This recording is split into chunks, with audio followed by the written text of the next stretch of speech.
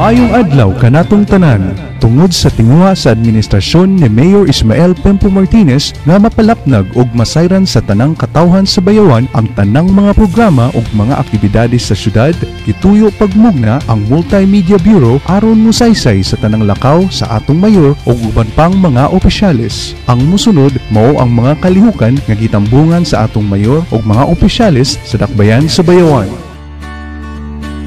Nobyembre 5, 2015, gipahigayon ang usa ka seminar on educating the businessmen on fair trade laws didto sa City Social Hall ning Dakbayan. Gagitambungan ni Mr. Ranolfo Tureda, isip representante ni Mayor Ismael Pempo Martinez, mga bisita nga gikan sa DTI, SSS, PhilHealth, City Treasurer's Office, City Enro ug DOLE. Ang maong kalihukan gipangunahan sa City Cooperative and Manpower Development Office nga gipanguluhan ni Mr. Efren Tuisa.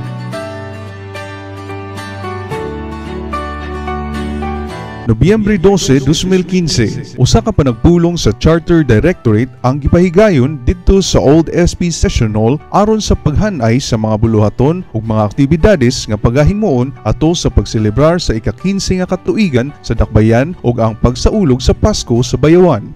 Sa maong panagpulong gipadayag sa mga nagkalain-laing komitiba ang ilang nabuhat ug buluhaton aron magmalampuson ang maong kalihukan. Kini gitambungan sa mga nagkalain-laing komitiba sa maong Charter Directorate ug ang maong panagpulong gipanguluhan ni Mayor Ismael Pempo Martinez. Nobyembre 13, 2015, gipahigayon didto sa Sikyo Gamao, Barangay Nara ning Dakbayan ang usa ka panagtigom aron pagahisgutan ang City Land Information and Management System o Claims Project nga pagahimuon didto sa maong lugar. Ang maong proyekto usa ka lakang aron mahatagan og katin-awan ang mga lumulupyo sa maong barangay sa ilang kayutaan ug mahatagan sila sa titulo sa maong luna. Ang maong panagtigom gitambungan sa mga opisyales sa Dakbayan nga gipanguluhan ni Mayor Ismael Pempo Martinez uban usab sila ni Miss Maricon Catada, Provincial Enro, mga kawani sa Dakbayan nga may kalambigitan sa maong proyekto. Ug sila giabi-abi sa mga katawhan ug mga opisyales sa maong barangay nga gipanguluhan ni Kapitan Nicolas Aragon.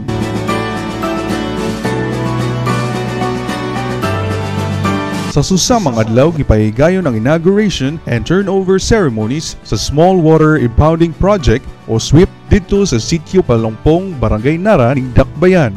Ang maong proyekto usa ka lakang sa pagpangandam sa epekto sa climate change. Sa maong proyekto gitugyan ang pagdumala o pagmintinar gikan sa Dakbayan ngadto sa Bayawan Agricultural Development Center sa Sitio Palongpong, Barangay Nara. Og sila giabi-abi sa mga katawhan ug opisyales sa maong barangay nga gipanguluhan ni Kapitan Nicolas Aragon.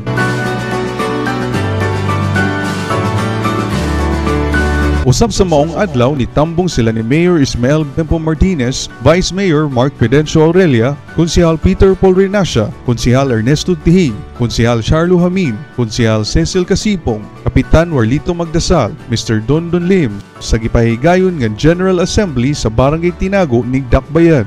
Sa maong asembliya nihatag og mga mensahe ang atong mga opisyales ug diin ilang gipadayag ang mga programa o proyekto nga gihimo aron makabot ang kauswagan sa Dakbayan. Sila giabi-abi sa mga katawhan ug opisyales sa maong barangay nga gipanguluhan ni Kapitan Nicolas Gripon.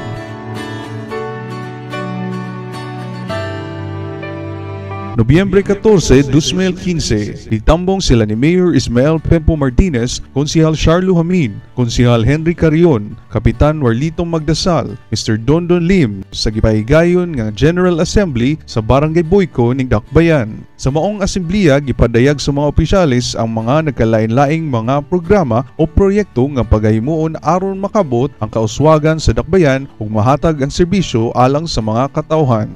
Sila giabi-abi sa mga katawhan ug opisyales sa maong barangay nga gipanguluhan ni Kapitan Inin Pristine.